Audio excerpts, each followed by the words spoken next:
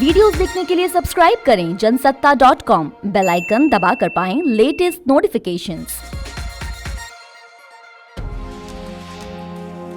नमस्कार, जनसत्ता पर आपका स्वागत है।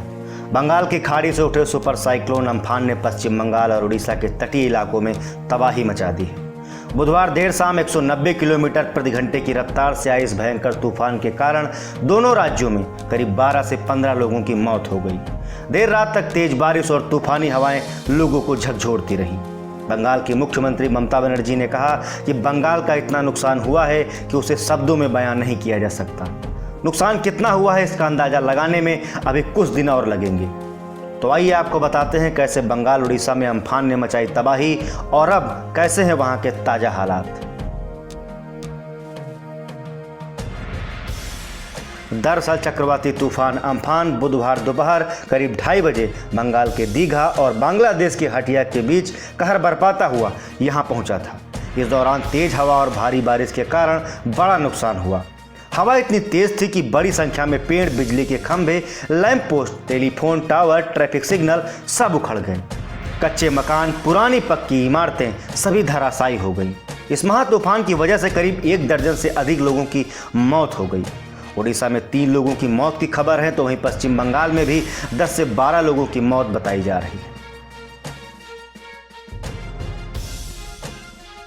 अम्फान तूफान ने उड़ीसा और बंगाल के लोगों को चंद घंटों में ही कयामत की झलक दिखा दी। तूफान की रफ्तार जब तक थमी, कोलकाता में सब कुछ उलट पुलट चुका था। शहर में चारों तरफ पानी भर चुका था। गाड़ियां नावों की तरह तैर रही थी। सड़कों पर पेड़ उखड़े पड़े थे। बड़े बड़े होर्डिंग्स, बिजली के पोल औंधे मुंह गिरे हुए थे। आंधी के झोंकों ने हावड़ा ब्रिज को ऊपर से लेकर नीचे तक कुछ इस तरह अपने आगोश में लिया कि पूरा पुल ही दिखना बंद हो गया। हावड़ा में ही तूफानी हवाओं के जोर से एक स्कूल की छत तो देखते देखते ही उड़ गई।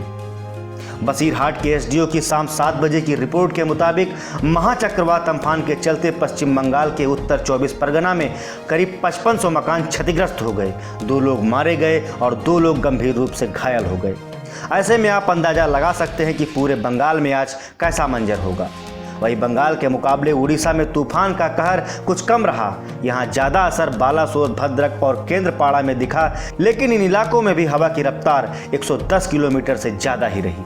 इसके बावजूद उड़ीसा में अब तक 3 लोगों की मौत की खबर है। जगह जगह पेड़ और बिजली के खंभे उखड़े पड़े हैं। तबाही का मंजर बंगाल में कई जगहों पर है। तूफान के गुजर जाने के बाद भी उसके गहरे निशान हर तरफ देखे जा सकते हैं। राहत टीमें टूटे पेड़ों को सड़कों से हटाने में जुटी हैं, लेकिन काम खत्म होने का नाम नहीं ले रहा। सड़कों पर पानी भरा होने के कारण राहत और बचाव काम में भी मुश्किलें सामने आ रही हैं। फिलहाल एनडीआरएफ और एसडीआरएफ के साथ साथ सेना के लोग भी राहत और बचाव कार्य में जुटे हैं। सड़कें खोली जा रही हैं, पेड़ काटकर हटाए जा रहे हैं और साथ ही साथ जल निकासी की भी व्यवस्था की जा रही। तो ये थी अम्फान के कहर के बाद के नज़ारे पर हमारी रिपोर्ट। सुपर साइक्लोन अम्फान से जुड़ी हर अपडेट हम आप तक पहुंचाते रहेंगे। आप बने रहिए जनसत्ता के साथ।